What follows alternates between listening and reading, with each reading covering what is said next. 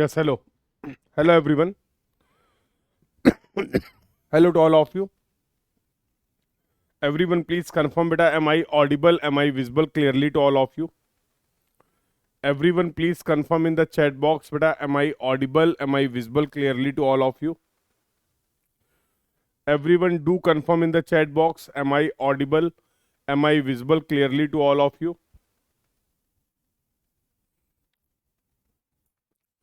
Audio video is clear to everyone.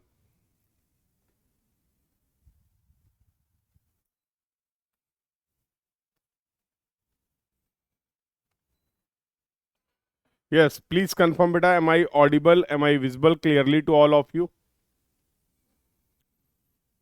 Audio video is clear to everyone. Please do confirm in the chat box.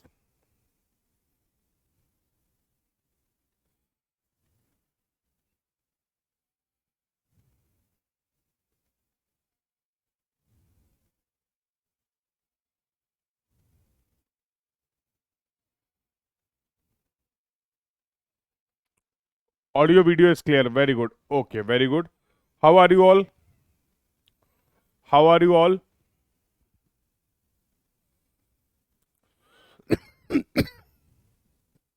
How are you all?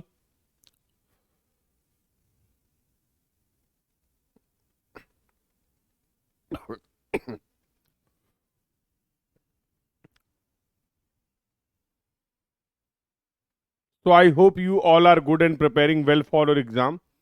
So we were discussing the concept of the surveying, and in our previous discussion we have completed our discussion till the basic surveying.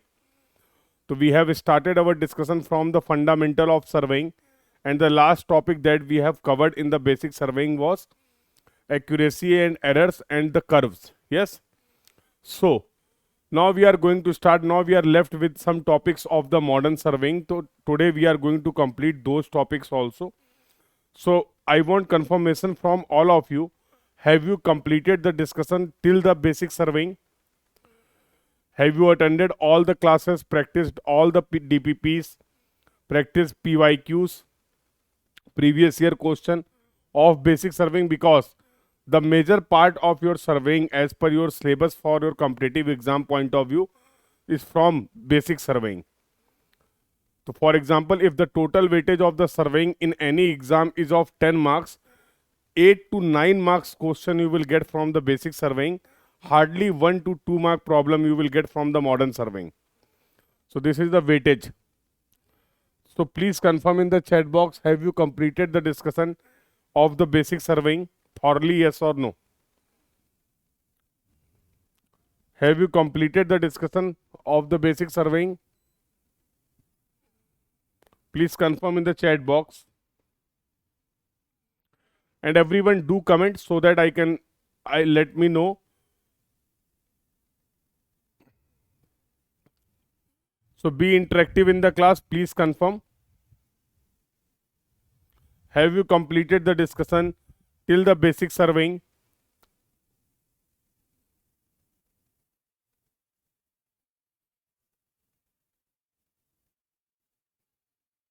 Okay, so I hope you all have completed the discussion and you all have also solved PYQs, previous year question related to these topics. Now we are going to start the discussion for the modern surveying. So the first topic that we are going to start, that will be the photogrammetry survey. The objective of surveying is still same. What was the objective of the surveying? In the surveying, the main objective is to collect the data, to collect the information, and ultimately with the help of that information we are going to prepare the plan or map. Yes or no? That was the that was we have done in the case of basic surveying. In the case of in the case of chain survey, in the case of tape survey, for defining the relative position of any point we required some measurement. So for that we have discussed about the linear measurement and angular measurement. So with the help of the measurement of the horizontal distance, vertical distance, similarly by measuring the horizontal angle and vertical angle, we can define the relative position of any point. Yes or no? Or after defining the position of that point, we will plot the detail for the preparation of the plan or map. entire objective is same.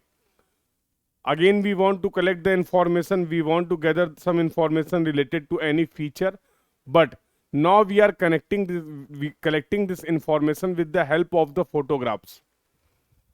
So how we can define the photogrammetry, dear? How we can define the photogrammetry? Can we define the photogrammetry as it is the branch of surveying in which we are collecting the information, collecting the data with the help of the photographs? Yes or no?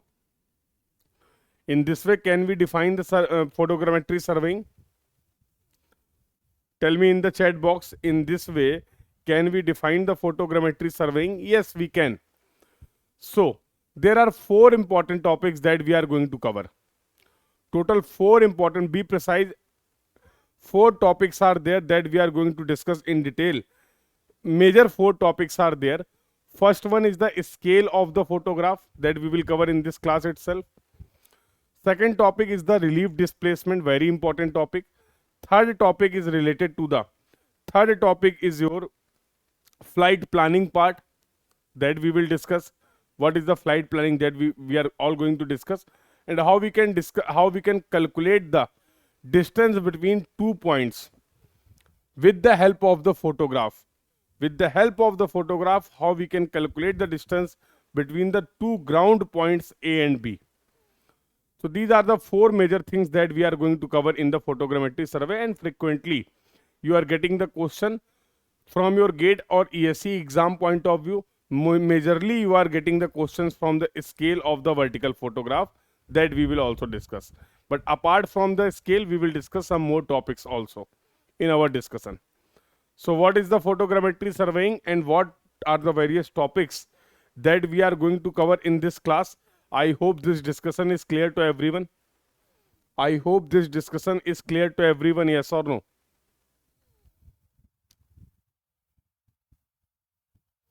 The discussion till now is clear to everyone. Please confirm in the chat box. Clear. Okay. So just before starting the topic, there is something that I want to ask from all of you. Recently in this batch, one subject was completed, that was RCC. So I hope you all have attended RCC classes. Yes or no? Satyam, I am coming to your doubt. Don't worry. I will answer your doubt. But before that, please answer my question. Have you attended the RCC in this batch? Earlier RCC was completed. So there was some query related to the some topics or some DPPs or related to the notes, class notes that you are getting after the class. So please confirm in the chat box if you have got all the things, all the study material related to the RCC, or if anything is pending, you can tell me so that I can forward to the concerned team or concerned person. Because there were some queries related to the notes. Some students have not got their notes, class notes, PDF. Have you got all the notes, all the DPPs? Everything is fine? Okay, so this was the point that I want to discuss. Okay, if you got all the things, very good. It's absolutely fine. That is the separate point. If you are noting in the live class itself, that is absolutely fine. But you must have received the PDFs of the class notes. You must have, that is the part, that is the procedure. You must receive the PDF. Okay, so you got everything. That's absolutely fine. What about others? What about others? Satyam is confirming that, sir, we got all the study material in the RCC. What about others? Everyone, please confirm. Okay, Satyam. So now I am coming to your point, sir. I have solved all the PYQs. I have some doubts. You can ask your doubts and queries, dear. No problem with that. So I think after attending the classes, you will able to solve more than 90 to 95% question. When you are when you have attempted the PYQs, let's say there are 100 PYQs, so you will able to easily solve 90 to 95 question. Yes or no? 90 to 95 question you can easily solve. 90%, more than 90%. Yes, absolutely correct. So what about the remaining 10% or 7 to 8% question? So let me explain. There, the question 5 to 7% question, those who are not able to solve, there must be two types of the problem. Some problems are the data based or the information based. Some questions will be related to the data based or information based. There will be no formula. That information, if you know, then you can mark your answer. So you can separately make a note in your class notes. You can mention those points so that whenever you are revising the subject, you can go through from those points also. Okay. And some questions you will find, yes, sir, we have already covered this topic, like we have covered the compass surveying, but still we are not able to solve some question related to the compass surveying. Trust me, you will able to solve all the question. If in the first attempt you are not able to solve, just revise your notes one more time and then apply the concept. So some questions are there who will those will build you your confidence. So I will suggest you try at least 2 or 3 times more. Try 2 or 3 times more. Definitely you will able to get the answer. If still you are not getting the answer, you can ask your doubt with me, no problem with that. But before asking the doubt, my suggestion is just give your best. Just try to solve your question at your own. Because the concept, for example, we have covered the compass surveying. That means we have covered all the important concept. So I know you will able to solve, but yes, you may require 2 attempts, you may require 3 attempts, because some questions are absolutely good. Why? You can put your doubts in the doubt section. I will answer, don't worry. You can put your doubt in the doubt section. I will answer, don't worry. After this batch also, today we are going to complete this batch, but no worry for that. And there are other ways also you can connect with me related to your doubts and queries. Related to your doubts and queries. So we were supposed to complete this course on the 19th, I think 19th of Feb, but due to my bad health issues, this class was extended. So I am extremely sorry for that. Otherwise, we will complete. We were supposed to complete this course on 19th or 20th of Feb. Okay. No. Everything I am going to cover, but there are sometimes there are some there are some situations which requires time. Yes. So I suffered from the viral.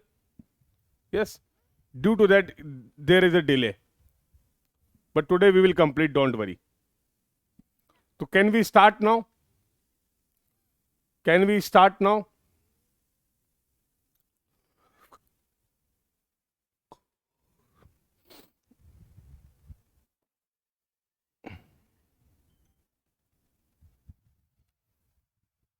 Okay, so let's start the discussion. Now we are going to start the photogrammetry survey. So first we will discuss some introductory part. We will compare this photogrammetry with the basic surveying, basic method of the surveying that we have covered. Yes, advantage and disadvantage. Then we will go for the important discussion, that is the types of the photograph and some basic terminology that we will use in the case of photogrammetry. These are the topics that we will cover first. So as I just explained, I will provide you these notes, don't worry.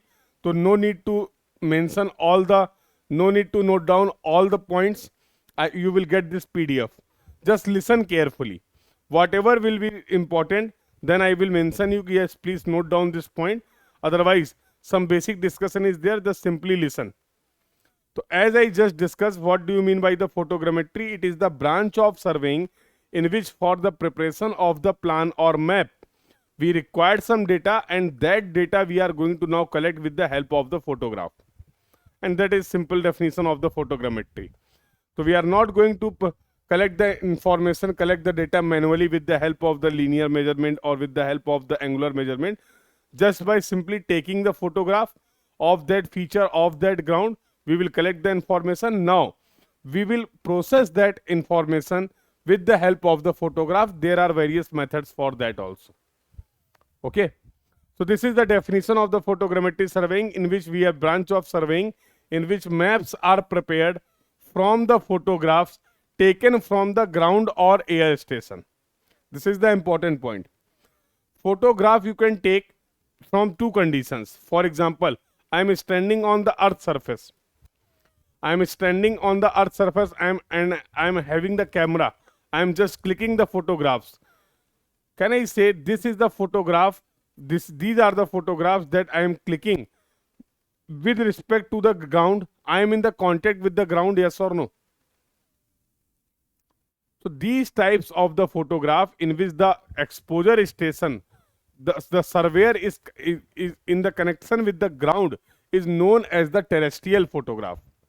So we will talk about the two types of the photogrammetry. One will be the terrestrial photogrammetry and another will be the aerial photogrammetry. What do you mean by the aerial photograph? For example, you must have seen the drone. In a drone, there is a camera installed. Yes or no? Drone is moving here and there, and you are just clicking the pictures. You are just taking the photographs. While taking the photographs, the drone is not in the contact with the ground. Listen carefully. While taking the photograph with the help of the drone is not in directly contact with the ground. So can I say, at the time of clicking the photograph, at the time of exposure, our drone is in the air? Yes or no? The drone, the camera is in the air. So these type of the photogrammetry is known as the aerial photogrammetry.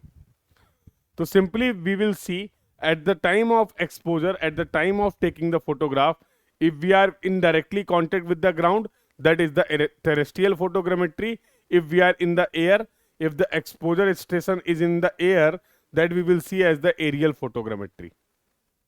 I hope that point is clear to everyone. So there are two types of the photogrammetry. One is the terrestrial photogrammetry and another is the aerial photogrammetry. I hope this point is clear to everyone.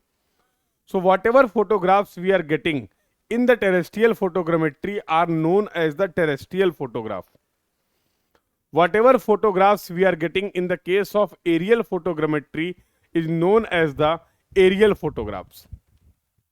So two types of the photogrammetry. One is the terrestrial photogrammetry, another is the aerial photogrammetry. Similarly, we can classify the photographs in two categories. One is the terrestrial photograph and another is the aerial photograph. I hope that point is clear to everyone. Types of photogrammetry is clear to everyone. So now let's move further. All these basic points. Let's talk about little bit about the advantage and disadvantage of the photogrammetry. With respect to the basic photogrammetry, with respect to the basic surveying method, if we are comparing the photogrammetry, so it must have some advantage and disadvantage. So first let's talk about the advantage. With the help of the photogrammetry survey, you can cover the large area. With the help of the photogrammetry survey, you can cover the large area. It is less time consuming and fast. Manually, if we are going to collect the information with the help of the linear measurement and angular measurement, relatively it will take more time. With the help of photograph, very easily in less time we can collect the data. Yes or no? So we can say this is the advantage of the photogrammetry survey. In less time it consuming and the fast process. But next, if I talk about the next advantage, it is cheap or cost effective for large area in the long run. That is the very important point. Initial cost in the photogrammetry surveying will be more. But if we are doing the survey for very large area, in that case, if we are going for the basic method of the surveying, there will be more time requirement, as well as there will be more chances of the error. Yes, although the cost is less, in the case of basic surveying, but for a relatively large area, the time requirement and the chances of error will be more. For the same large area, if we are going for the photogrammetry surveying, so initially it may cost more. But to cover the entire area, to collect that much of detail, it is going to be cheap and cost effective. So this is the meaning of this point. Why we are saying the photogrammetry surveying is the cheap and cost effective. I hope this point is clear to everyone. Easy to interpret and understand only if you have that much technical knowledge. So obviously specialized persons are required. In the case of basic surveying, normal surveyor will be fine. Yes or no? If anyone is having some basic understanding about the instrument, some basic understanding about the survey, he or she can work with the chain or tape. He or she can work with the theodolite. Yes or no? Easily they can take the linear measurement and angular measurement and they can plot the detail.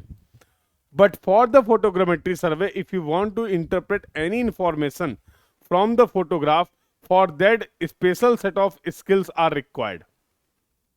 I hope this point is also clear to. Randomly you cannot guess the information. Randomly, just by observing the photograph, you will not get any information if you are not having that technical knowledge, and technical sophisticated instruments are required. Sophisticated, costly, advanced instruments are also required in the case of photogrammetry survey.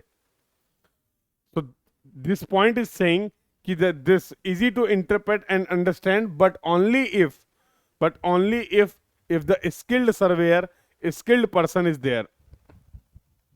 I hope all these advantage parts are clear. If I want to mention the disadvantage, so I can say it will have some complex system. It will be not that easy as we have worked with the chain or tape or the theodolite. So as compared to the basic surveying, it will have more complex system. Highly trained human resources are required. The same point just that I have mentioned, highly trained human resource are needed. Otherwise, you will not able to collect the information with the help of the photograph. Costly at the time of the installation, I have just mentioned, initial cost will be too high. Because for example, if we are using the aircraft will cost, yes or no? We are using the camera for taking the photographs. So we are not just going to take mobile camera, yes or no? Sophisticated advanced instruments are also required. And if I am talking about the advanced instrument, it will have cost. It will have cost. So this is the drawback, you can say this is the disadvantage, that the costly at the time of the installation or the initiation. Lengthy administrative procedure is required. Various permissions are required. For example, you are going to, let's say if I am talking about the aerial photogrammetry, you have decided, sir, with the help of the aircraft I will take photograph. With the help of the aircraft I will take the photograph. So you cannot randomly fly your aircraft at any location or at any point. For flying you need permission. For flying you need permission, yes or no? Then only you can take your aircraft or the drone for taking a photograph. So that's why it is mentioned here, lengthy administrative procedure is required. Yes. Weather dependent. Weather dependent. If weather is not favorable, we cannot go for the photogrammetry survey. So I hope this slide is clear to everyone. Related to the advantage and disadvantage of the photogrammetry, this slide is clear to everyone, yes or no? Please confirm in the chat box. So all these are the basic points that you should know for the better understanding of the photogrammetry. That's it. I hope this point is clear to everyone. Okay, now let's move to the next point. If I talk about the photogrammetry survey, I have just mentioned, broadly we can divide the photogrammetry in two parts. One is going to be the terrestrial photogrammetry,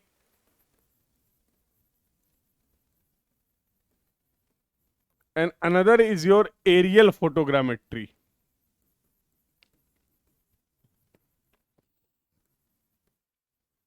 So as per our syllabus point of view, we have to majorly discuss about the aerial photogrammetry.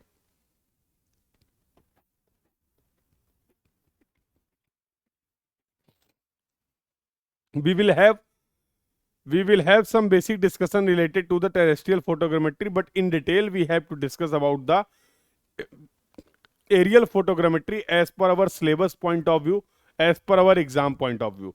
What is the difference between the terrestrial photogrammetry and aerial photogrammetry? What is the difference between the terrestrial photogrammetry and aerial photogrammetry? If exposure station or the camera is in the contact with the ground, that is going to be the terrestrial photogrammetry. If the camera is in the air while taking the photograph, it will be considered as the aerial photogrammetry. It's very simple. It's very simple. I hope this point is clear to everyone. Yes. Similarly, we can classify the photographs in two types: terrestrial photographs and aerial photographs.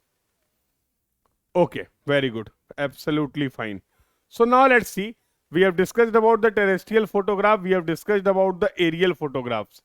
So this is your phototheodolite. As you can see, this is the instrument that we are going to use in the case of terrestrial photogrammetry. What do you mean by the phototheodolite? What do you mean by the phototheodolite? Now in your theodolite, a camera will also there. So you can say a theodolite with the camera. A theodolite with the camera. This instrument we can say this is the phototheodolite, and that phototheodolite we will use in the case of terrestrial photogrammetry. Because whenever you will take the photograph from this instrument, you must be in the contact with the ground, yes or no? So this is your phototheodolite.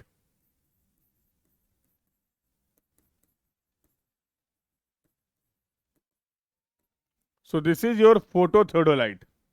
I hope this point is clear to everyone. So this is the instrument that we are going to use.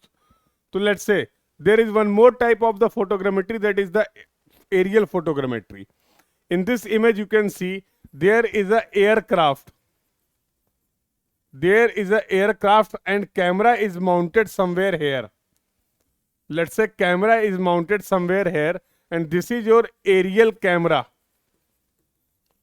This is your aerial camera, and from this position, from this camera, we are taking the photograph of the ground feature like this. So we are covering this ground detail. We are covering this ground detail in this photograph from this position.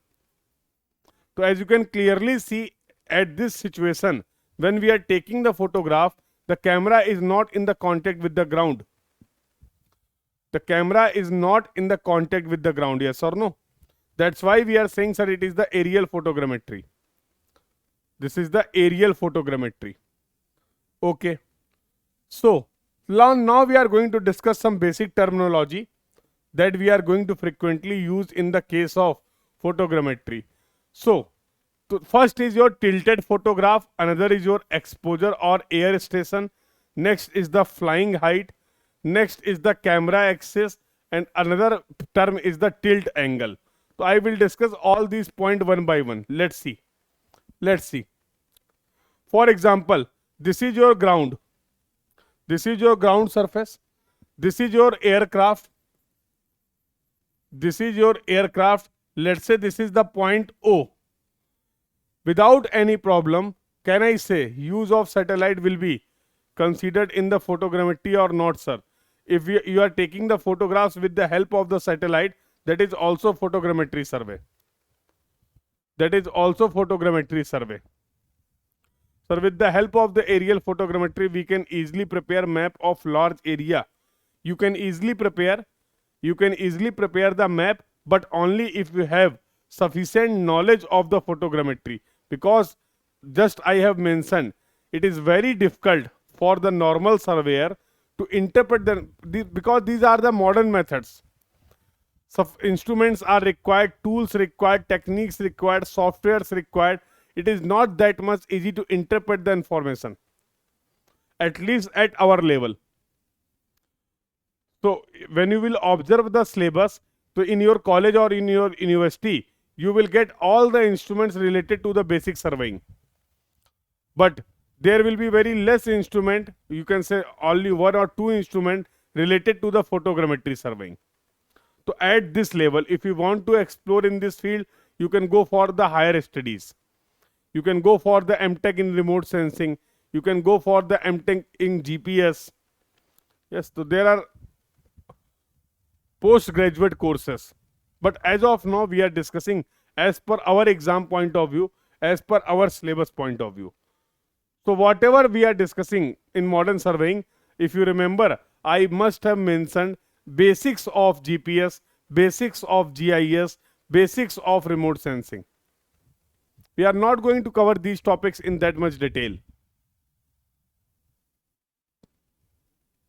So how Google made map of the world, that is the separate discussion. But what was the basic that we will definitely cover?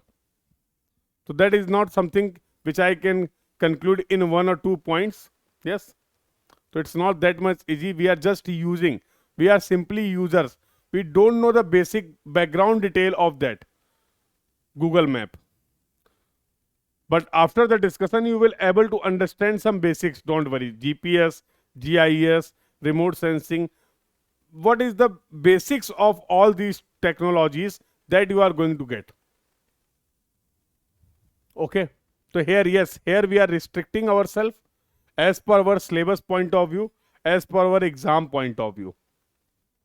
If you go through the GATE syllabus, they have also clearly mentioned basics of GIS, basics of remote sensing. And when you will, after attending this class, when you will practice the previous year question, you will understand how they are asking the question from this topic in your exam. Okay, so I hope all these points are clear to everyone. Well, entire year, or you can say there will be 2 year, 3 year will be not sufficient for particular GPS or like GIS. Huh? So here we are discussing just basics in a layman language, you can say. Sorry. I hope this point is clear to everyone. So we are not going to perform the photogrammetry survey. We are not going to perform any practical for the photogrammetry survey. We need not to interpret any information as per our scope of the study.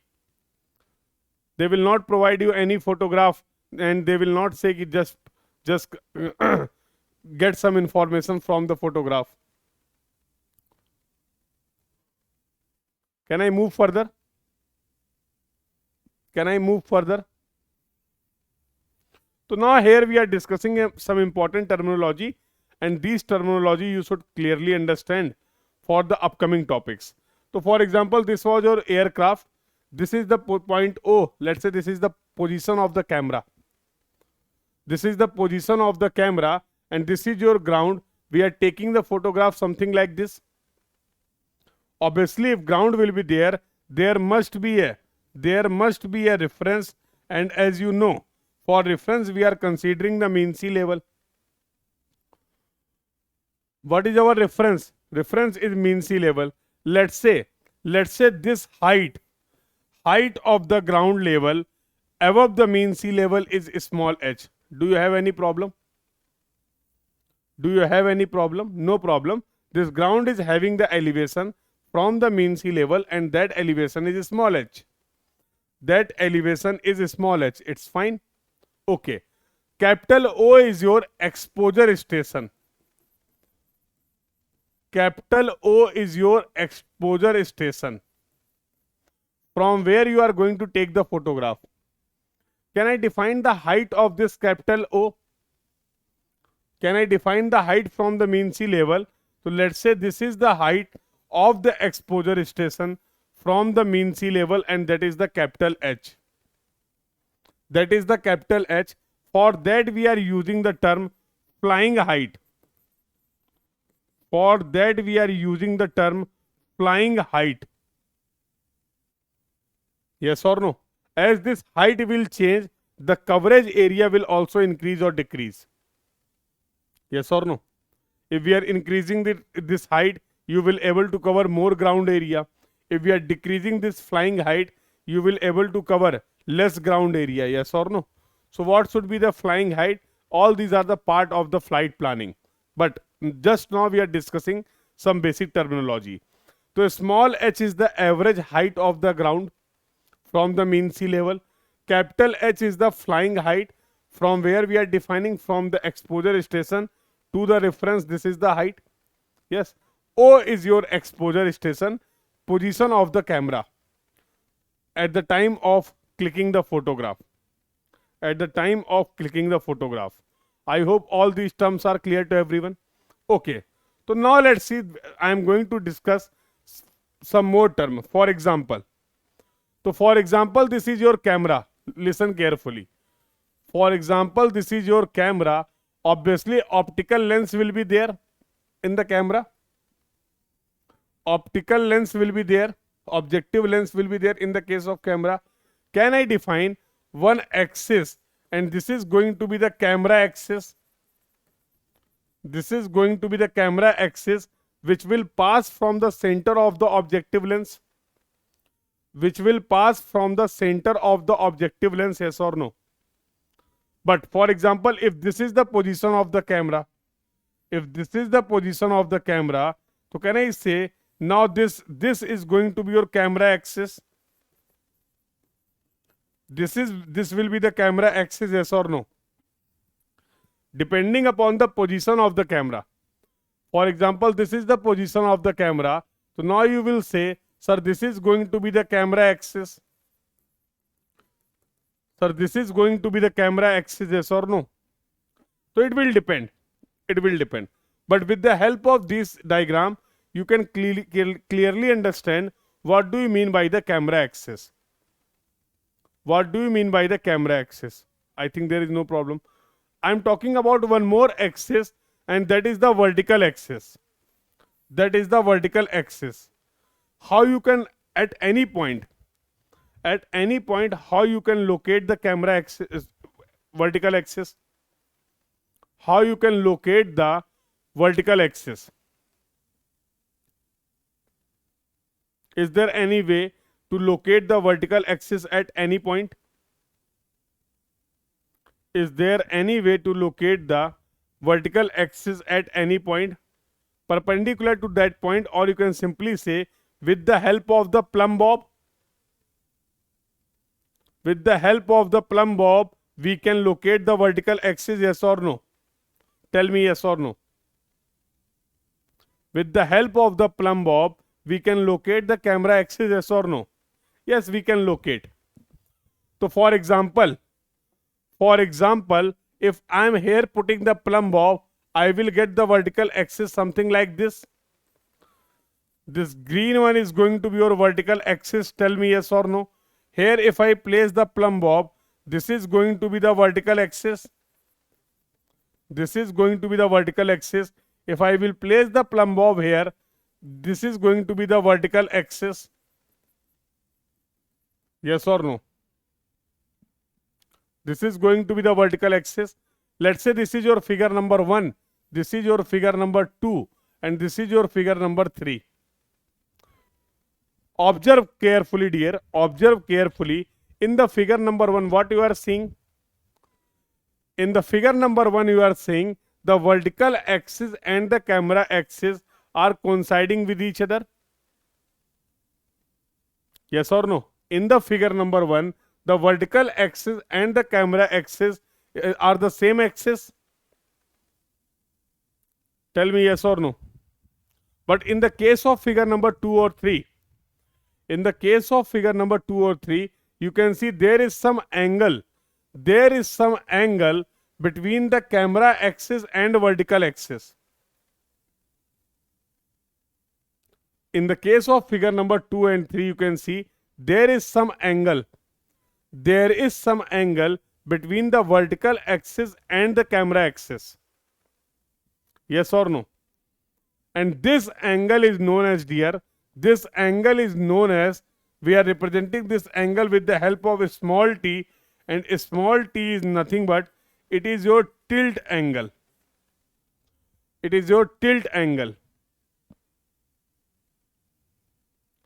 It makes some angle between the vertical axis and the camera axis, and that angle is known as the tilt angle.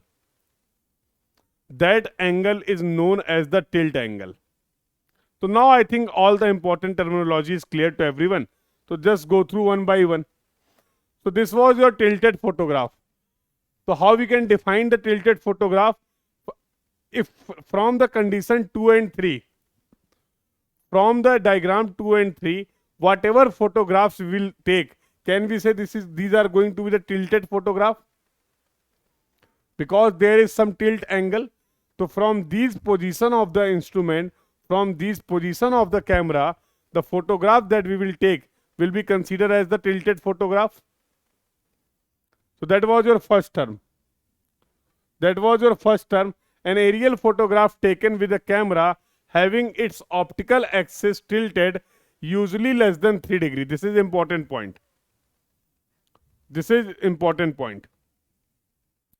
If this tilt angle is less than 3 degree, so all these photographs will be considered as the tilted photograph.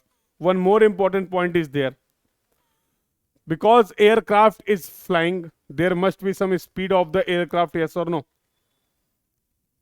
There must be some speed of the aircraft.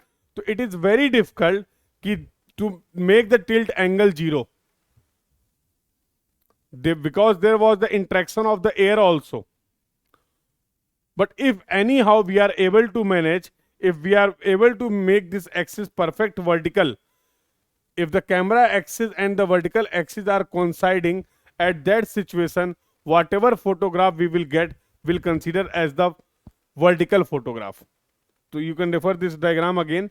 So from the instrument position 1, from the instrument position 1, whatever photograph we will get, that will be considered as the vertical photograph.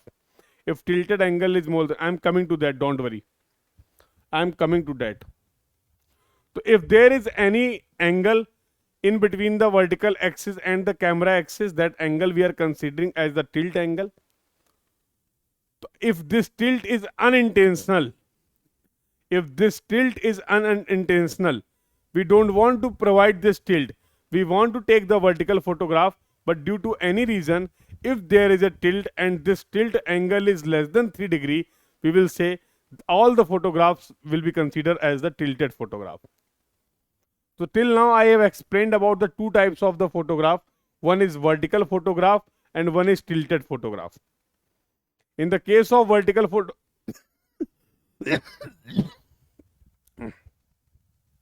in the case of vertical photograph, what will be the tilt angle?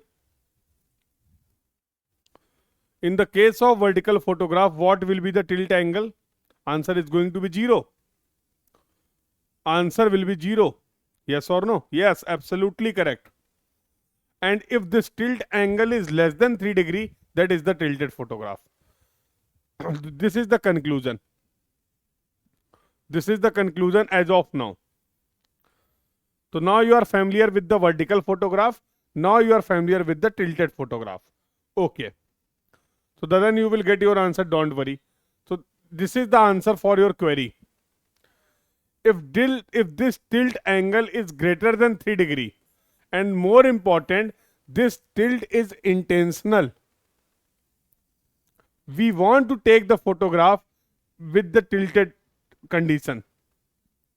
So if this tilt angle is greater than 3 degree and this tilt is intentional, these type of the photograph will be considered as the oblique photograph.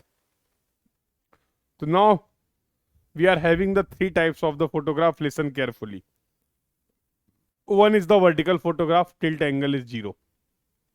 One is the tilted photograph, when the tilt is less than 3 degree and this tilt was unintentional. We don't want to provide the tilt, but practically it is not possible to make the tilt angle 0.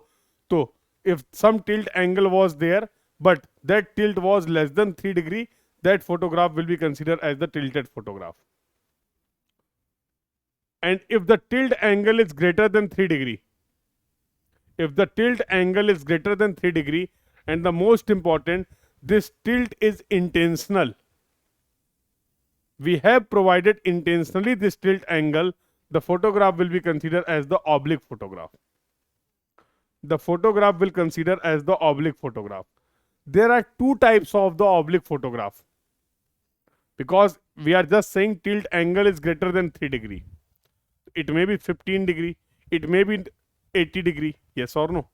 So some there must be some classification of the oblique photograph also. This tilt may be any angle. This tilt may be any angle, yes or no? So now we are defining two types of the photograph, oblique photograph. One is the low oblique photograph and another is the high oblique photograph. One is the low oblique photograph and another is the high oblique photograph. Sir, what do you mean by this low oblique photograph and high oblique photograph? I hope you all are familiar with the term horizon. Do you know this term? Do you know the meaning of this term? Or you can simply say, do you know the meaning of my name? What is my name? So this is my name. Huh? I hope you know this name. In Hindi, it will be like something like this. What is the meaning of this word, Kshitij? What is the meaning of this word, Kshitij? Do you know, yes or no? Do you know the meaning of the Kshitij?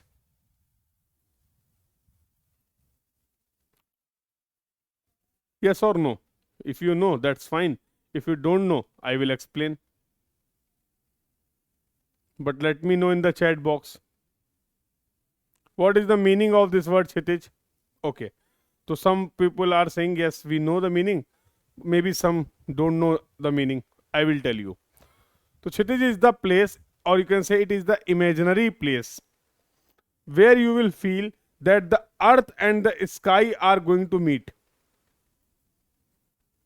It is the imaginary point, it is the imaginary situation when you will feel the earth and the sky are going to meet. That point is known as the Kshitij. That imaginary point is known as the Kshitij. So if this horizon is visible, yes, appears to meet, yes, absolutely correct. So if this horizon is visible in the photograph, that photograph will be considered as the high oblique photograph. If the horizon is not visible, both the photographs will be tilted photograph, angle will be greater than 3 degree and this tilt is intentional. So if in the photograph the horizon is visible, listen carefully. If in the photograph the horizon is visible, it will be considered as the high oblique photograph. If horizon is not visible, it will be considered as the low oblique photograph. The same point I have written here. In the case of low oblique photograph, you will not able to see the horizon in the photograph. In the case of high oblique photograph, horizon will be visible. Sir, I want to feel. Okay. So, as you can see, because you are able to see this height, you are able to see the height of the object.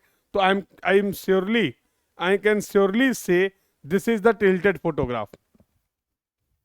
Because whenever you will see any object, something like this, for example, this is the bottle. If I will take the perfect vertical photograph, in the photograph only this circular part will be there.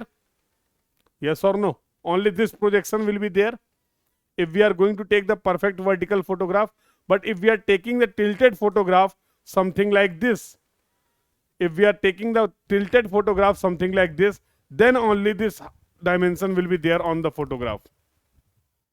Yes or no? Then only this dimension will be there in the photograph. Yes, in the case of perfect vertical photograph, we will only get the top view. So observe this image. Are you getting only top view of all the features in this photograph? Are you only getting the top views of all the features in this photograph? Answer will be no.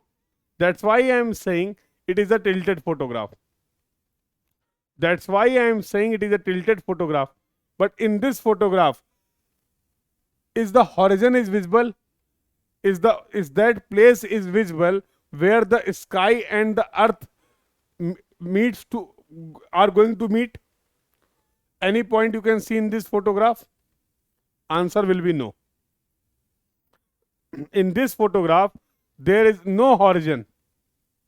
In this photograph, there is no horizon. So can I say this is going to be the, first of all, it is the aerial photograph. First of all, I can say it is the aerial photograph. It is not a terrestrial photograph. While clicking this photograph, the camera must be in the air. Yes or no? Then we will say, sir, if proper nomenclature की बात करें, so it is going to be the low oblique aerial photograph. This is the low oblique aerial photograph, yes or no? Because horizon is not visible in this photograph.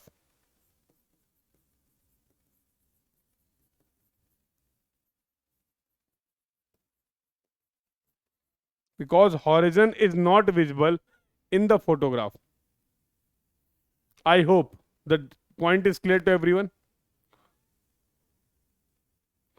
Refer this image.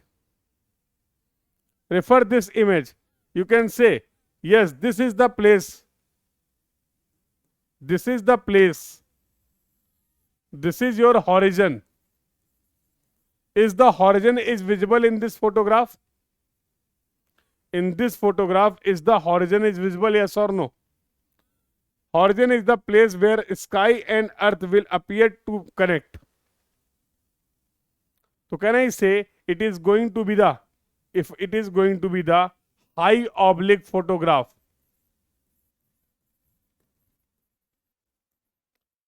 It is going to be the high oblique aerial photograph.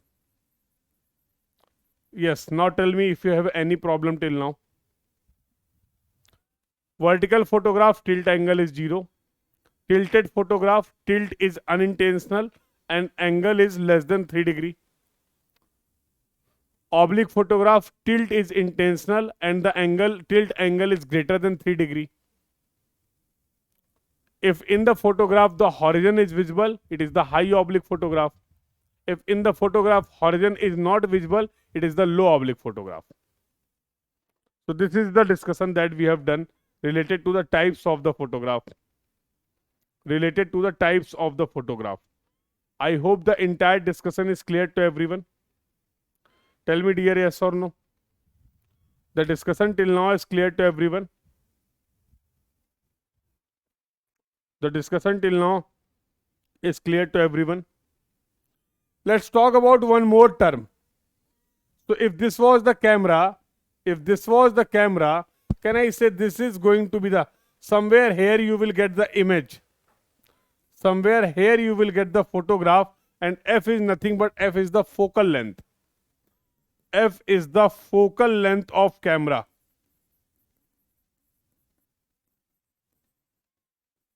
F is the focal length of the camera. So now we are familiar with all these terms. What do you mean by the exposure station? What do you mean by the flying height? What do you mean by the elevation of the ground or point? Vertical axis, camera axis, tilt angle, exposure station. I hope all these, small f is the focal length of the camera. All these terms are clear to everyone? All these terms are clear to everyone, yes or no? Because these terms are going to be very useful in the case of further discussion. Can we proceed further?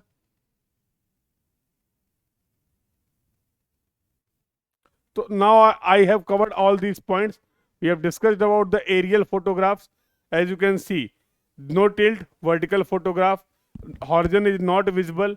You can see low oblique photograph, horizon is visible, high oblique photograph. Low oblique photograph, high oblique photograph, and the vertical photograph. And if the tilt angle is less than 3 degree and it is unintentional,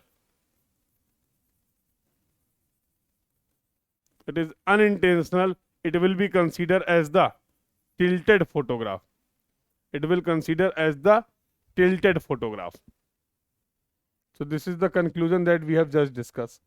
So now we are going to discuss another important topic, and that is the scale of the vertical photograph. So our discussion will be limited to the vertical photograph only. Although we have discussed about the various types of the photographs, but our entire discussion is related to the vertical photograph only. Should we start our discussion? Why it is important to know the scale of the vertical photograph? Why it is important to know the scale of the vertical photograph? For example, let's say if there is any photograph, what is the main objective? With the help of that photograph, we want to collect some information. We want to connect, for example, this was the photograph. Let's understand. So this was a, let's say, photograph, and on the photograph 2 points are there, A and B. Can you tell me the distance between the A and B on the ground? Can you tell me what will be the ground distance between the point A and B? Small a and small b are the point on the photograph. Is capital A and capital B are the ground points. Can you tell me what will be the distance between the capital A and capital B with the help of this photograph? With the help of this photograph, tell me, dear. Can you tell me what will be the distance between the ground stations A and B? Sir, yes, we can tell. Only if we know the scale of this vertical photograph. Tell me yes or no. Because we have discussed scale will be equal to map distance. Scale will be equal to map distance divided by the ground distance. In the basic surveying, we have covered this topic. Yes or no? So similarly, can I write it should also equal to photo distance. It should also equal to photo distance upon ground distance. So with the help of the scale, we can relate the photo distance and the ground distance. With the help of the scale, we can easily relate the photo distance and ground distance. So whatever photographs we are using, whatever photographs we are having, we can only interpret the information if we know the scale of the vertical photograph. If we know the scale of the vertical photograph. So that's why this topic is very important and very simple. So something, this is the situation. Let's say this is your ground surface that you are covering. This is the lens, camera lens. This is going to be the focal length of the camera. Exposure station, height of the exposure station. All these points we have covered. All these points we have covered. So here we are getting the positive image. Here we are getting the negative image of this ground. Okay. So now let's move further. Let's see. A scale of the photograph will be equal to photo distance divided by the ground distance with the help of the similarity. So this was the capital H exposure station site.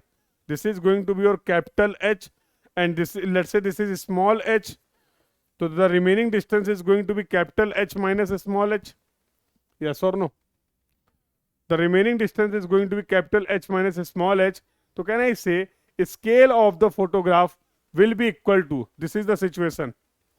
This is the situation. This is the capital H. This distance is capital H.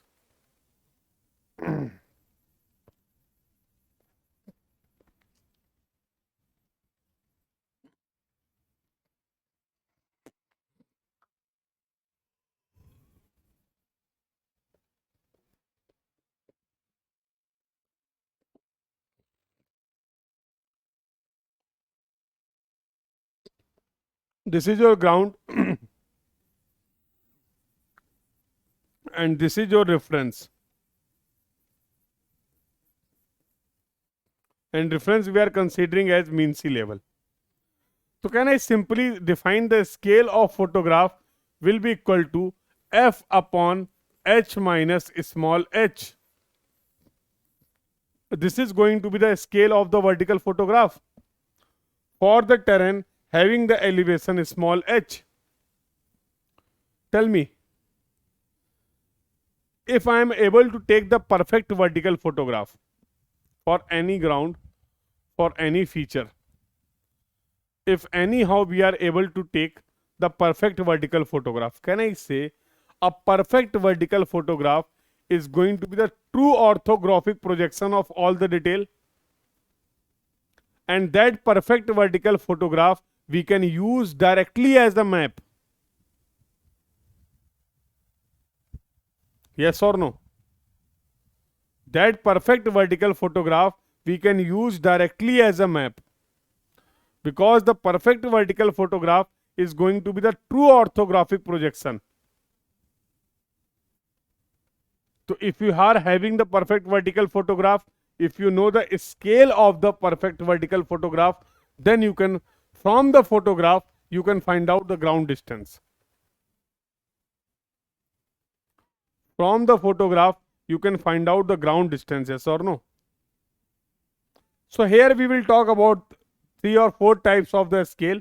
So we have discussed about the flying height. Now we are defining one more scale, that is datum scale. Listen carefully.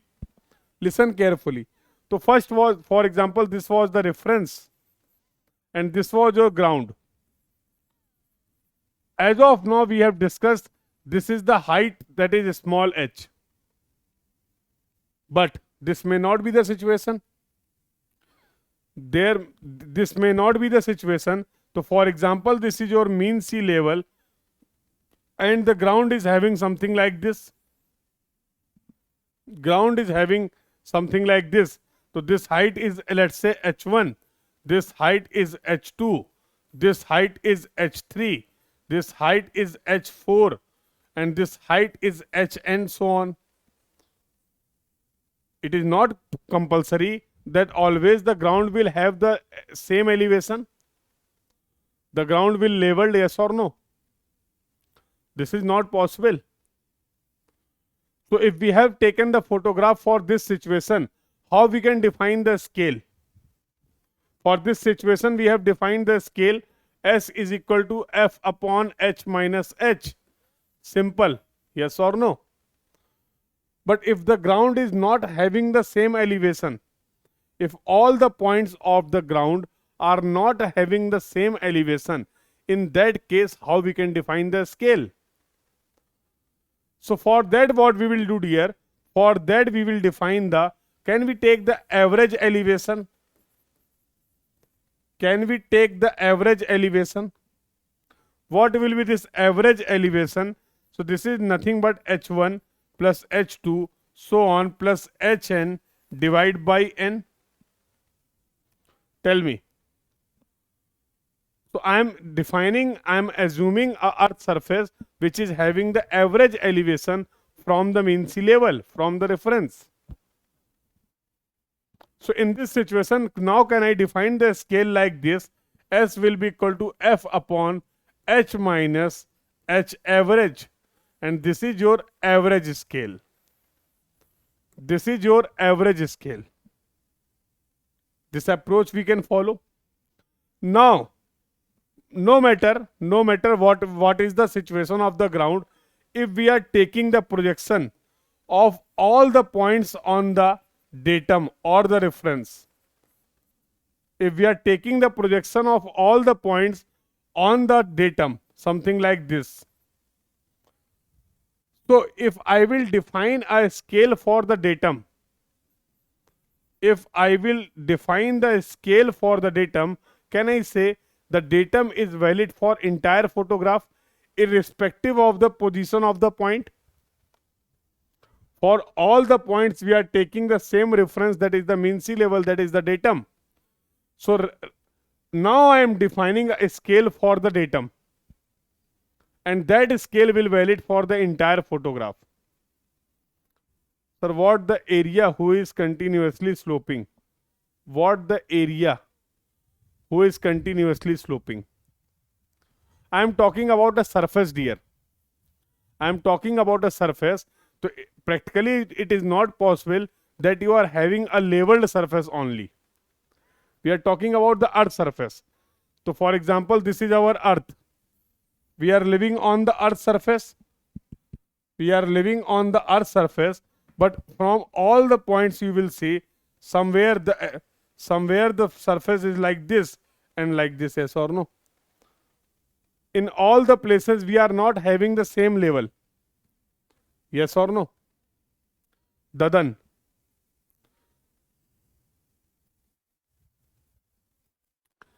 What about the area who is continuously sloping surfaces? That point we will cover. If the point is having the different elevation, then how we can find out the distance with the help of the photograph?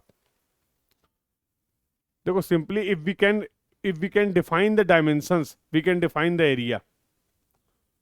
Yes or no? If we can define the dimension, we can define the area. So that is the discussion. Yes, sir. If the points are having the different elevation, if all the points are not having the same elevation, then how we can find out the distance with the help of the photographic data, and that is a separate topic that we are going to cover. That is the separate topic that we will cover, don't worry. So as of now, I want to define a scale for the datum. So that scale is known as the datum scale. That scale is known as the datum scale, and it will be equal to F upon capital H. Because we are taking the projection of all the points on the datum itself. Now we are taking the projection of all these points on the datum itself. So if we are considering all the points on the datum itself, what will be the value of small h? What will be the value of the small h?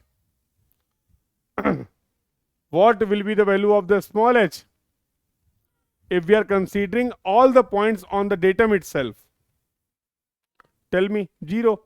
So F upon H minus H, small h is neglected. In this way, we can define the directly datum scale.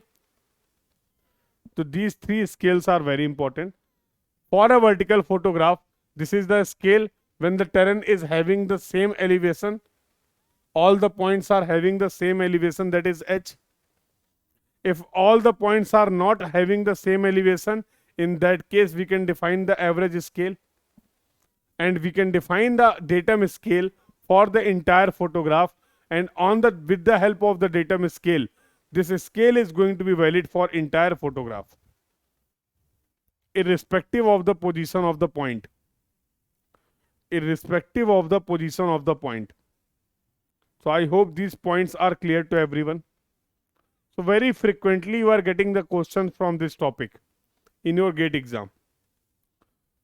So very frequently you are getting a 2-mark problem from this topic. Clear? Okay, very good. So we have talked about the average scale. S average is going to be F upon H minus H average, where F is the focal length of camera. Where F is the focal length of the camera.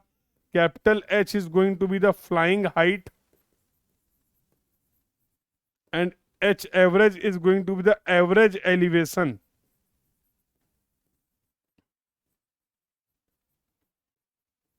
Of ground surface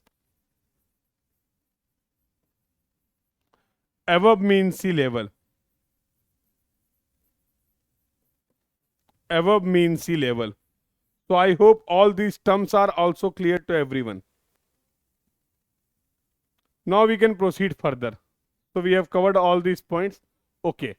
So now the next important point, third point we are going to define, that is the relief displacement. So from this topic you can expect a theoretical as well as a numerical problem.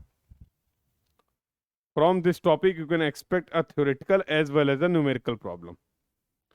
Which type of the numerical question generally asked in GATE from this topic?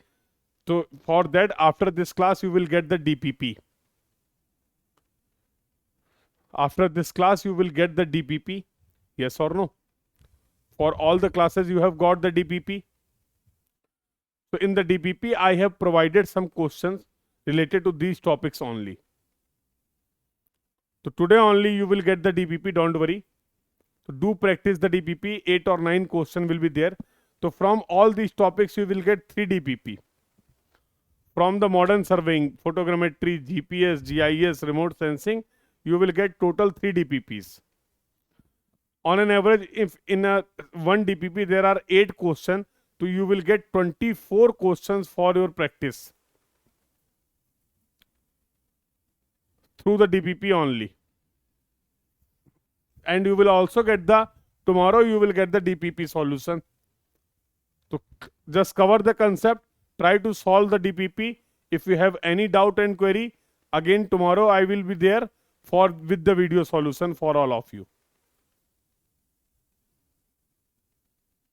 Okay. Clear? The point is clear to everyone. So let's understand this very important topic, that is the relief displacement. So first I will explain this relief displacement, then you will see how we can define the relief displacement. Let's see. So for example, this is the ground, this is your, let's say this is your reference. Listen carefully. Let's say this is your reference and this is your ground, or you can say simply you can consider as the ground. Let's say there is a tower. This is the top of the tower and this is the bottom of the tower. Let's say this is the tower having the height small h. Having the height small h. There is any object having the height small h. So for example, you are taking a vertical photograph from this position. Let's say this is your O and you are taking the photograph something like this. So somewhere here we can represent the photograph. Yes or no? Somewhere here we can represent the photograph. The camera axis, the place from where the camera axis will intersect on the photograph is known as the principal point. Listen this terminology carefully. So for example, this is the perfect vertical photograph. So the camera axis will pass from here. Yes or no? Where it will intersect on the photograph, that point we are representing with the help of a small k, and this is your photographic. This is your photographic principal point. Similarly, this axis will cut on the ground also. This is the point, that is the capital K, and that is the ground principal point. That is the ground principal point. I hope the point is clear. The point where the camera axis is going to intersect on the photographic plane is known as the principal point. Same principal point you will observe in the photograph in the another view, something like this. So let's say this is your photographic principal point, small k. Tell me in the chat box, the definition of the principal point is clear to everyone. Tell me in the chat box, the definition of the principal point is clear to everyone. Now listen carefully. So if from this position you are taking the photograph, of this tower, tell me dear, where you will see the top point? Where you will able to see the top point? Tell me. So on the photograph, can I say somewhere here I will get the top point small t?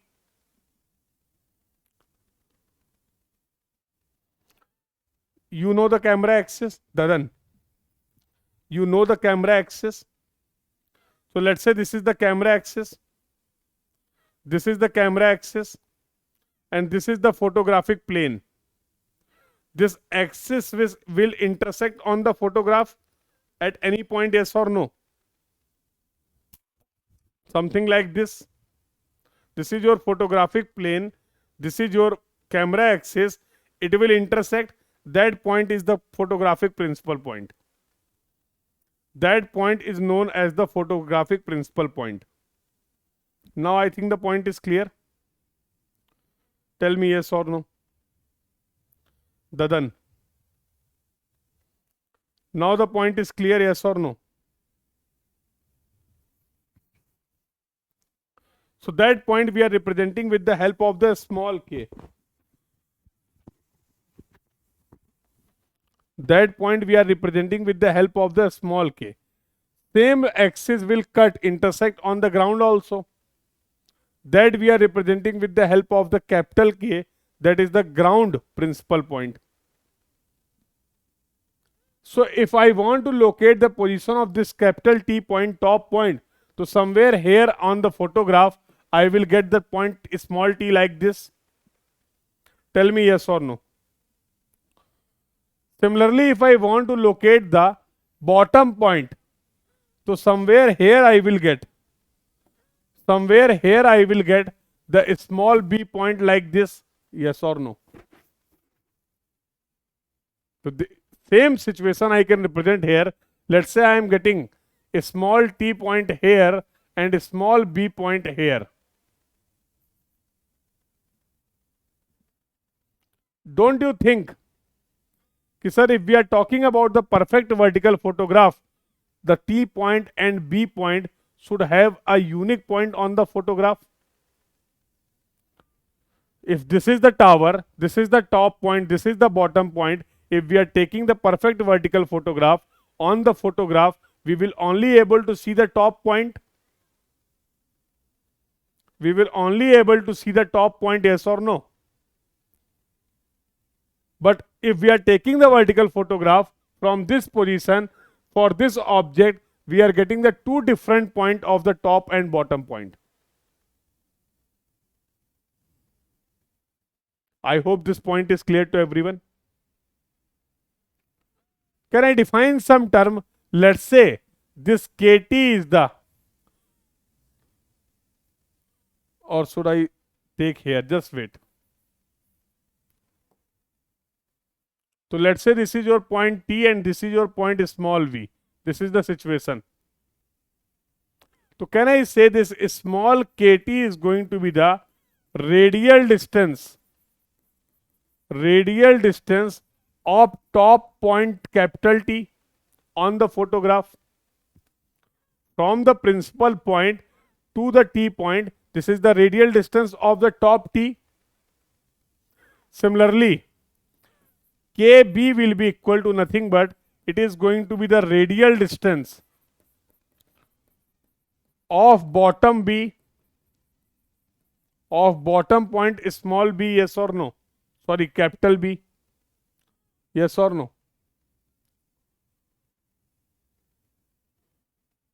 So what do you mean by the relief displacement?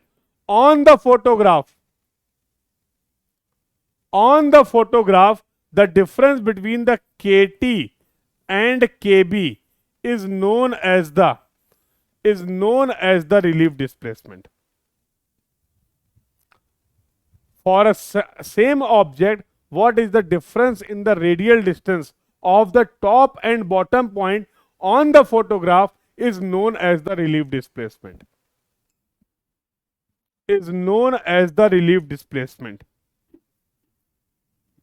Everyone please confirm in the chat box if the discussion till now is clear to everyone. Please confirm in the chat box if the discussion till now is clear to everyone. Yes or no? So now what is the use of this relief displacement? So first understand, relief displacement is the lateral displacement. It is the lateral displacement or the shift in the photographic position of the image of an object due to its relief. So now we are defining some terminology. Let's say R naught is the radial distance from the K to B. R is the radial distance. सभी की सभी बातें जो है वो on the photograph हैं. All this discussion is valid on the photograph. So R naught is the radial distance on the photograph from principal point to bottom. R is the radial distance of the photograph from principal point to the top, yes or no? So R is the radial distance from B to K. The relief displacement we are representing with the help of the small d, and these are the expression from where you can calculate the relief displacement on the photograph. D is nothing but R minus R naught. D is nothing but R minus R naught. So I hope these terms are clear to everyone. Now the question comes, sir, how they can ask the question from this topic? They will provide you all the information. Only one term will be missing. Like they will provide you the flying height. They will provide you the height of the object. They will provide you the radial distance of the top point. Then you can use this formula to find out the relief displacement. If they are providing the radial distance of the bottom point, you can use this formula. If they have provided both the radial distance, in this way you can calculate the relief displacement. So only one parameter will be missing. You can simply apply this, directly apply this formula, and these are the formula that we have derived with the help of the similar triangles only. So these are not formula. We can easily derive from the similar triangle concept. But on the exam, you will get the direct application. For that, I am providing you the formula.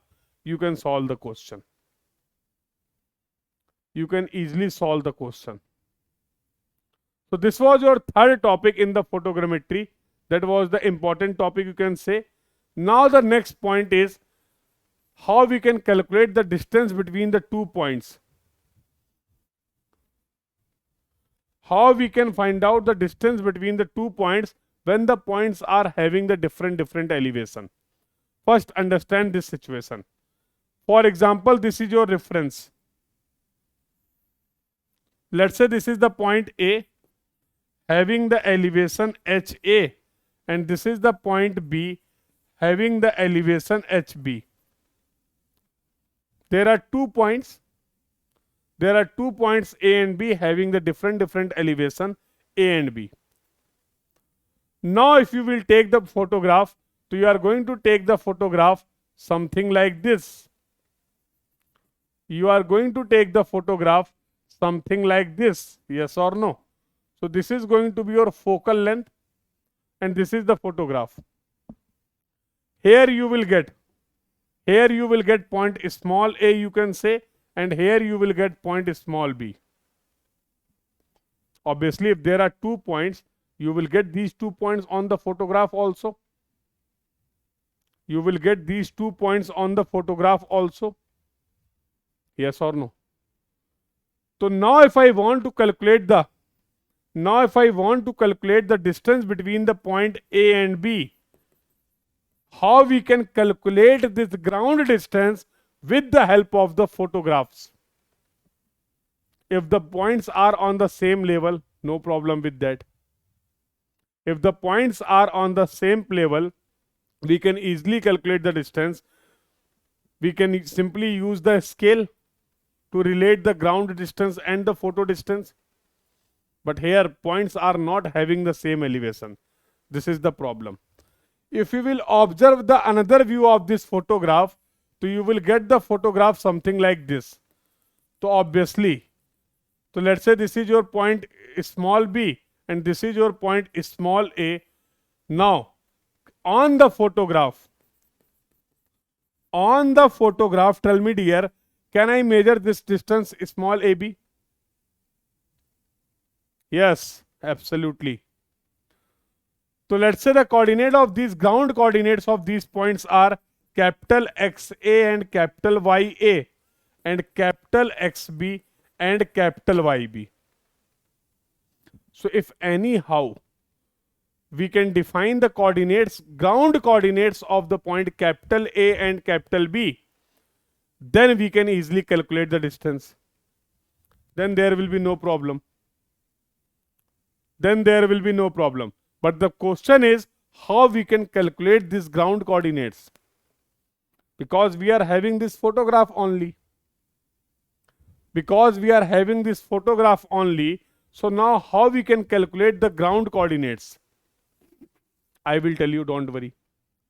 Dear, if this is the position of the point A and B on the photograph, can I say this is going to be plus x axis, this is minus x axis, this is plus y axis, and this is minus y axis? Can I define the photographic coordinate for the point small a and small b? Tell me yes or no. With the help of this photograph, can I define the photographic coordinate of point small a and small b? Yes or no? I need to find out the ground coordinates. But to define the ground coordinates, what can I do? I can measure this photographic coordinates.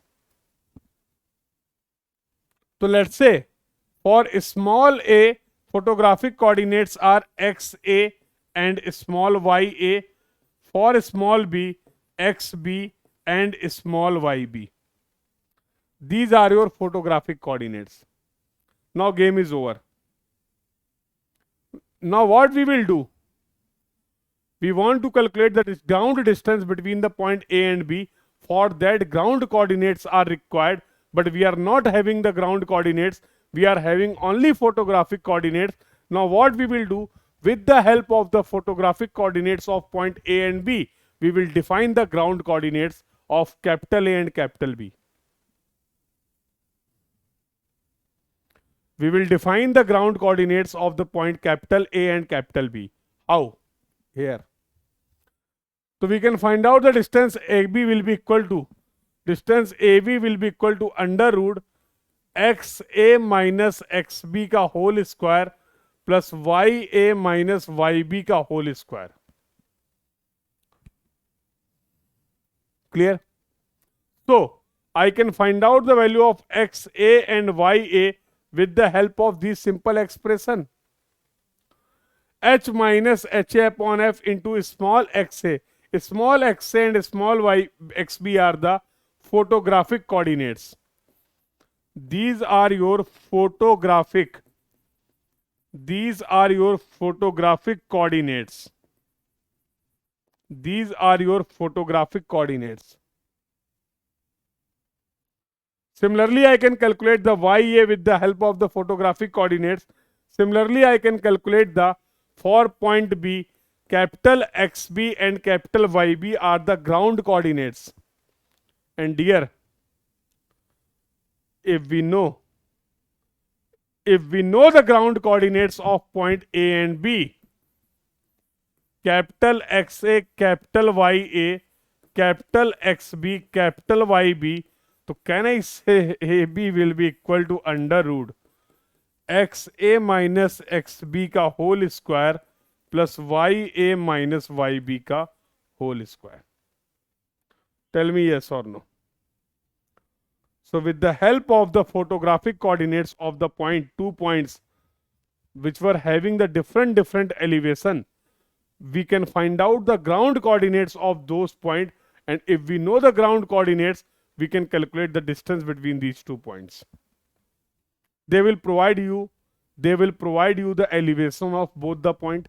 They will provide you the photographic coordinates of all the points. Simply you need to calculate the ground coordinates, and for this type of the problem you will get 2-mark problem in your GATE exam. I hope the point is clear to everyone. I hope the point is clear to everyone, yes or no? Everyone please confirm in the chat box.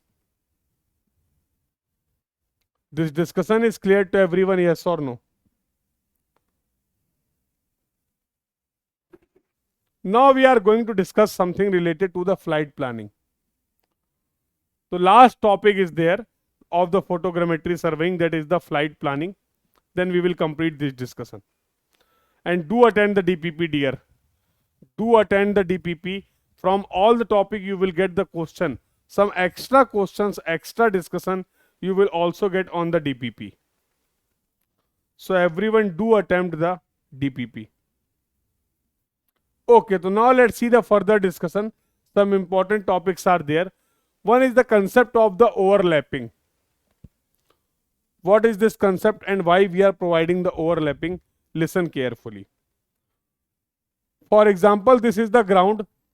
This is the ground that we want to survey with the help of the aerial photogrammetry. Obviously, this is going to be the large area. Obviously, this is going to be the large area, and let's say it is not possible to cover the entire area with the help of the single photograph. It is not possible to cover the entire area with the help of the single photograph. In that case, what we will do? In that case, what we will do? Tell me. Sir, if we are not able to take the cover the entire area with the help of the single photograph, in that case we will take the multiple photograph for covering the same area. So what should be the approach? Sir, we will define some flight lines like this. Sir, we will define some flight lines like this. So first the aircraft will move in this flight line, then it will move on this flight line, then it will move in this flight line, one by one. Yes or no? Tell me. So now what I can do? On these flight lines, I can take the multiple photograph. I can take the multiple photograph. So for example, from here, I am taking a photograph. Another photograph I am taking here.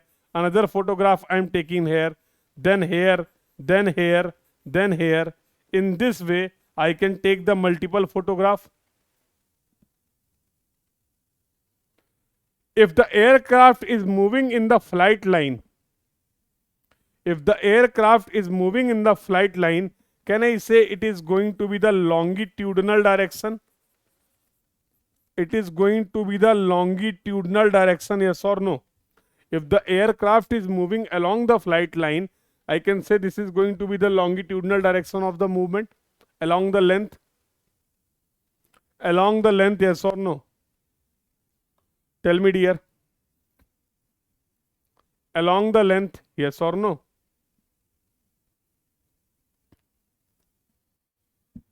So whenever we will follow this approach, what we are doing, for example, from the first position of the photograph, we are covering this pink ground area.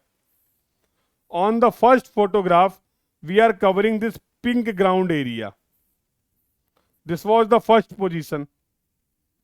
Now when we will take the next photograph, when I will take the next photograph, I will provide some overlapping. Something like this. I will provide some overlapping. That means this area is available on both the photograph 1 and photograph 2. Similarly, I will do in the next photograph. Again, I will provide some overlapping like this. So this yellow hashed area will be available on the photograph 2 and as well as available on the photograph 3. Can I say this lapping we are providing in the longitudinal direction? This lapping we are providing in the longitudinal direction. So this lapping will be considered as the longitudinal overlap, और generally जो longitudinal lap होगा 60% होगा. Generally this longitudinal lap will be 60%. Similarly, when I will move to the next flight line, I will take the photograph something like this. I will take the photograph something like this. So here again you can see some side lapping will be there. Here again you can see some side lapping will be there. Something like this. Yes or no? So both longitudinal lap will be there and side lap will be there. This is considered as lateral overlapping or the side overlapping, and generally it varies from 15 to 35%. So this is the concept of the overlapping. Whenever we will take the photograph, aerial photograph, we will consider both longitudinal lap as well as the side lap. But the question is why? Because if we are considering the overlapping, we have to take more number of photographs, yes or no? If we are not considering any overlapping, in that case, less number of photographs will be required for the same area. But if we are taking the 60% longitudinal lap, let's say we are taking the 30% side lap, in that case, same the area we are covering from multiple photographs. There will be overlapping of the area, yes or no? So why we are providing this overlapping? So there are some simple reasons. There are some very simple reasons for that. Sir, we are taking the photograph, we have bring the aircraft, we have not provided any overlapping, some area is left. There was some ground area for which we have not taken any photograph. In that case, what we will do? You will repeat the process, yes or no? It will be very difficult. And if we are having the overlapped photograph after the photogrammetry, it will be very easy for us to interpret the information. We can arrange all the photographs very easily in the sequential form if we are having the overlapping. You must have solved some puzzle in your childhood days. You must have solved some puzzle in your childhood days. Yes or no? So if there will be overlapping on the photograph, we can very easily sequentially we can arrange, and with the help of the stereoscopy we can interpret information. और instrument जो use करेंगे हम लोग, that will be the stereoscope. That will be stereoscope. So these are the simple reasons that we are providing the longitudinal lap as well as side lap. I hope this point is clear to everyone. If anyone having any doubt, any query, till now you can ask your doubt, you can ask your query. So what is the longitudinal lap? What is the lateral or side lap? Why we are providing the lap? I hope this discussion is clear to everyone.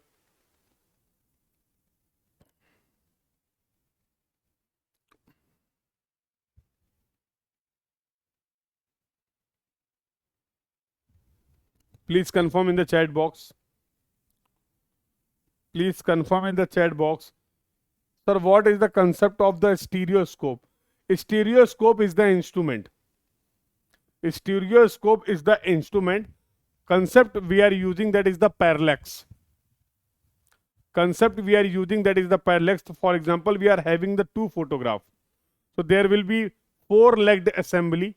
There will be two lenses will be there, and we are going to see the images like this.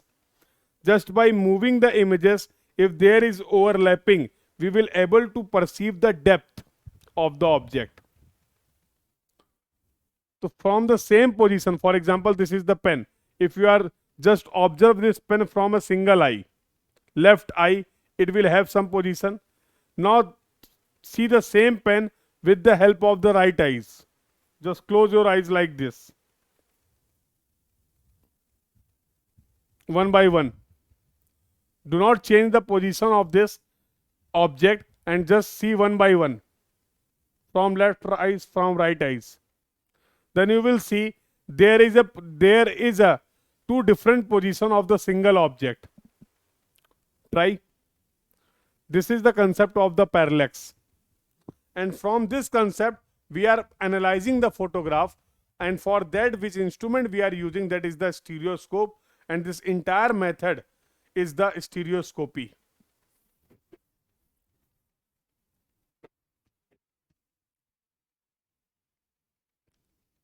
Dadan, please confirm the point is clear. Dadan, please confirm the point is clear.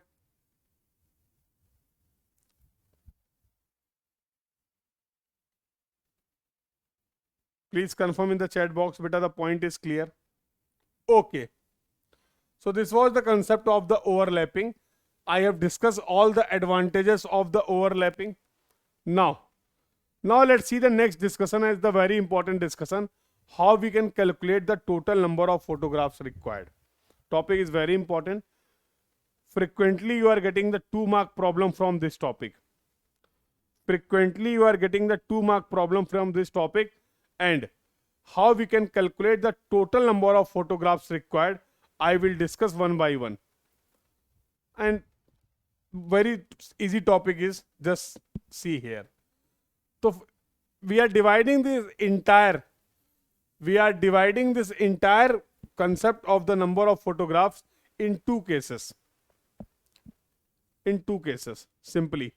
So for example, case 1, when the overall area is given to you, when the overall ground area that need to be surveyed is given to you, that is a kilometer square, something like this.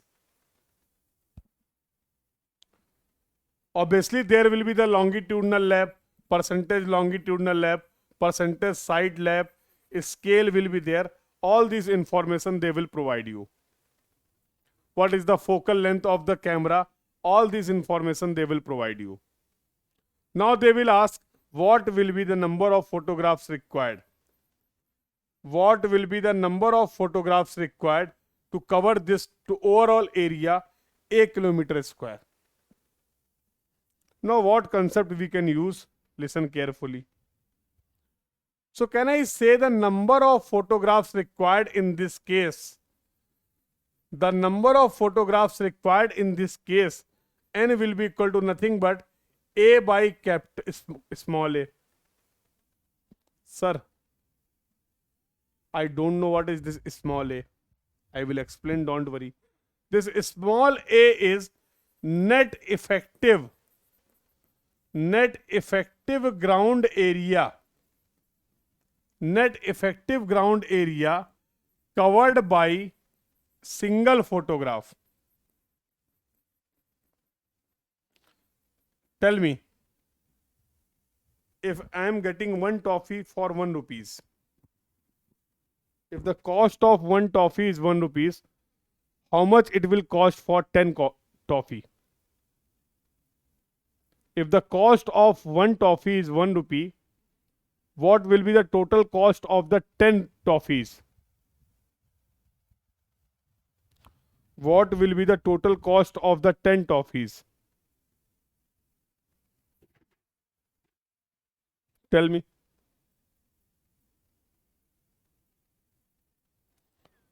What will be the total cost of the 10 toffees?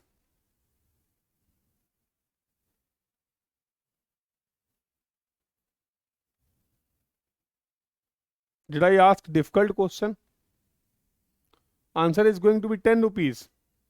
The same concept we have applied.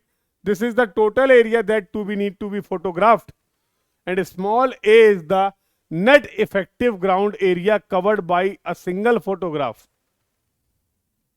Total area, ground area, divided by net effective ground area covered by a single photograph will be equal to the total number of photographs required. Yes or no? Will be equal to the total number of photographs required. Yes or no? Now the question comes, how we can calculate this net effective ground area covered by a single photograph? That should be your doubt. No doubt. So how we can calculate the A? Just understand. So for example, this was the ground, and let's say this is the one photograph that we have taken, and this is the another photograph we have taken. Let's say we have taken 2 photographs. This is your photograph number 1 and photograph 2. Obviously on this photograph you must have some area, ground area. Let's say this is the area that we have covered. Here we are providing the longitudinal as well as side lap. So the next photograph I will take something like this. Let's say this is your percentage longitudinal lap, and here we will provide side lap. Just we have discussed, this is your percentage side lap. Now I want to calculate, let's say the dimension of the photograph is small l and small w. Let's say the dimension of the photograph is small l and small w. Now I want to calculate, corresponding to the small l, what is the net length we have covered on the ground, and what is the net width we have covered on the ground. So if you don't have any problem, can I write A will be equal to capital L into capital W? Tell me yes or no. This is going to be the net effective ground area covered by a single photograph. We are considering the longitudinal lap as well as the side lap. Tell me yes or no. Tell me yes or no. If the discussion till now is clear, then we can proceed further. If the discussion till now is clear, then we can proceed further. Confirm in the chat box. Confirm in the chat box.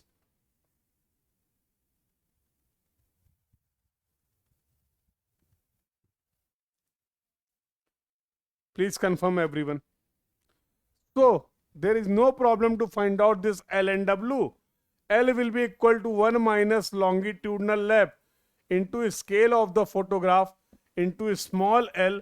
Capital W is going to be 1 minus side lap into scale of the photograph into small w. Small l and w are the dimensions of photograph. Dimensions of photograph. So we can relate the photo distance and the ground distance with the help of the scale. S is the scale of photograph. So once we can calculate the value of small a, now we can calculate the total number of photographs required for the case 1 when the overall ground area was given to you. When the overall ground area was given to you. So this is the simple case. Okay. Now we will have one more case, and that is the case 2. When they are going to provide the area into L into W form, they will provide you the dimension. They will provide you the dimension like this is the ground area that we need to this is the ground area that we need to be photographed. Now what will be the total number of photographs required? Now what will be the total number of photographs required? In this case, what we can do? Sir, in this case, I can calculate the number of photographs required will be equal to n1 into n2. Total number of photographs required for this case will be equal to n1 into n2. Sir, what do you mean by this n1 and n2? And that's fine. That is the total number of photographs required to cover this area having the dimension L and capital W. Or you can say L1 and L2. There will be no confusion. So I am changing the notation. Let's say the dimensions are given in L1 and L2. Now it is fine. So this is your L1 and this is your L2. So what is this N1? N1 is the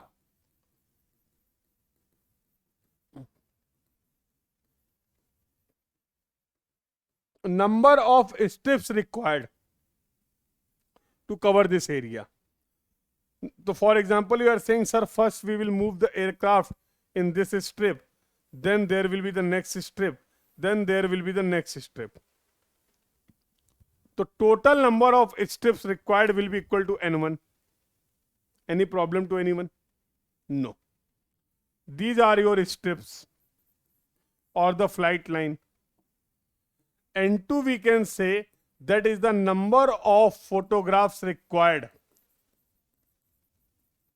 Number of photographs required in each strip. If we are going to multiply N1 and N2, don't you think we will get the total number of photographs required to cover this area, yes or no? Tell me yes or no. N1 is the total number of strips required, N2 is the total number of photographs required in each strip. Then we will get N1 into N2 will be equal to the total number of photographs required, yes or no? Now the issue comes, how we can calculate this N1 and N2? No need to worry. No need to worry. So this was your photograph having the dimension L or W.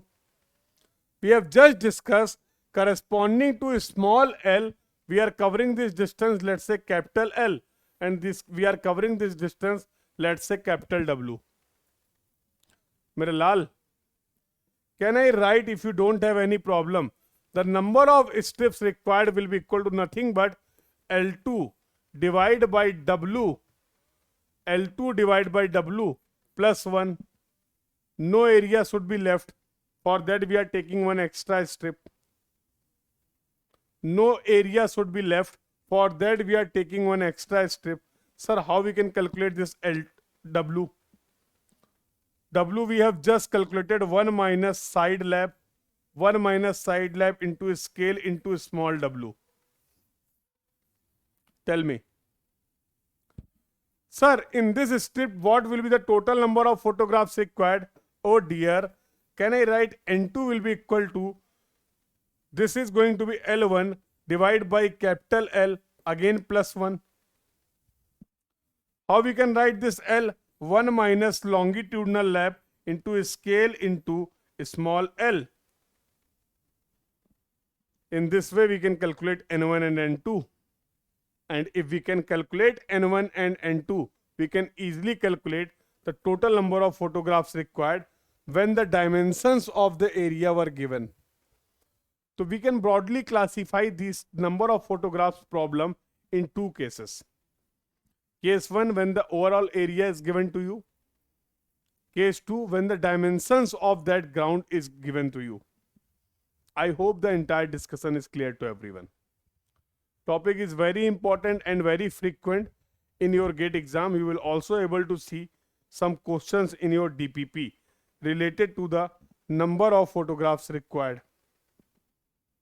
So this was the discussion. On all these points, I have also mentioned in the slide both the cases I have mentioned, and I have also explained. Area is given like this, case 1, and when the area is given in the terms of, when the area is given in the terms of dimension, that part we have also discussed. Two more terms are there. One is crab and another is drift. Some theoretical question you can expect from this topic, that is, one is crab and another is drift. So let's see the discussion, that is the last part. What is the crab? Angle formed between the flight line and the edges of the photograph in the direction of flight. What do you mean by the drift? Drift is caused by the failure of the photographs to stay on the predefined flight line. Let's understand. For example, this is your flight line. So we are taking the multiple photograph. For example, we want to take the vertical photograph something like this. But again, aircraft is moving at a certain height with the certain speed. So just to maintain this camera position, it will be very difficult. So for example, we are getting the photograph something like this. We are getting the photograph something like this. So as you can see, there will be angle between the edges and the flight line, and this concept is known as the crab. These are parallel to each other, but there you are getting some angle theta, and this concept is known as the crab. This phenomena is known as the crab. What is drift? So for example, if this was the flight line, now we want to take the flight, all the photographs something like this. Now if I want to take all the photographs something like this.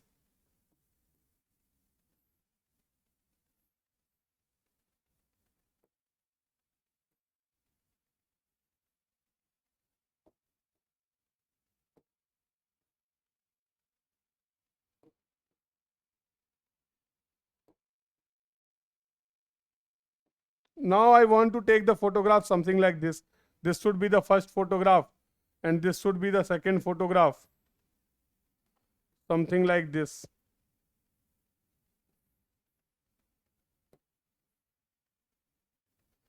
But due to the effect of the wind, obviously there will be wind. obviously there will be wind, yes or no?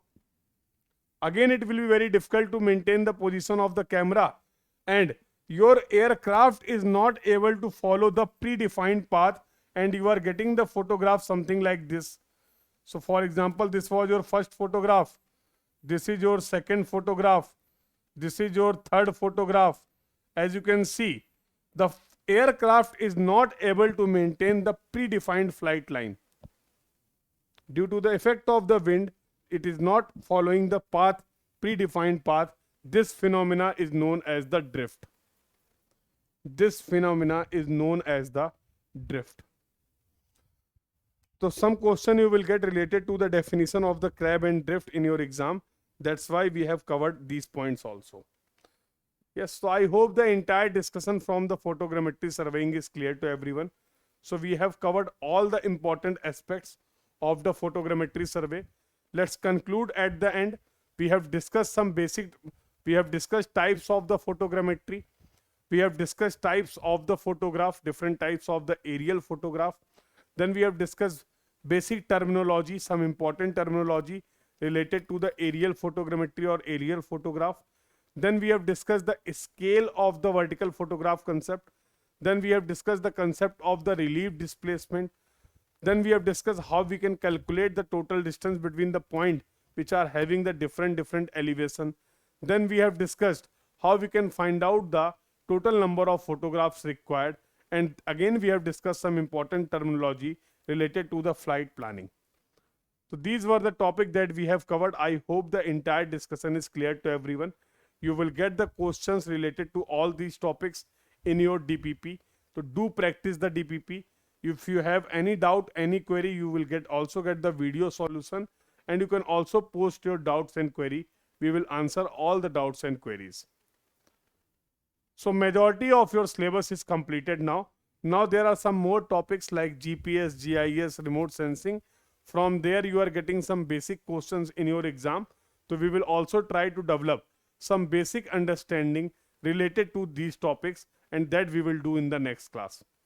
So next class is going to be the last class, where we will cover the multiple topic like basics of GPS, basics of GIS, and basics of remote sensing. So do attend the class on the time. Everyone do attend class on the time. Sir, how can I ask question that is from previous year? Just I mentioned in the beginning itself, Dadan. You can post your doubt in the doubt section. You can post your doubt in the doubt section of this course page on itself. You will get the answer. So I will answer your all doubts and queries in the doubt section, don't worry.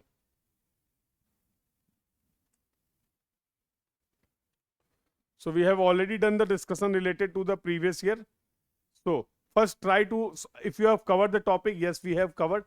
Hardly 4 to 5%, 6% questions will be there. Those in which in those questions you must have some difficulty. But trust me, you will able to solve the question if you have covered the topic. It may take 2 attempts, it may take 3 attempts. So before asking, I will suggest you do attempt from your side, revise your concepts again, then attempt solve, then take your attempt. You will able to solve. But if you are not able to solve after multiple attempts, definitely you can ask me your doubts and queries. Okay. So now we are going to connect at 9 p.m. for the last class of the surveying of this batch, where we will discuss the concept of the GPS, basic concept of GPS, GIS, and remote sensing. So this was all about for this class. Next class is at 9 p.m. Yes. So this was all about for this class. Thank you everyone. Keep learning, beta. Thank you.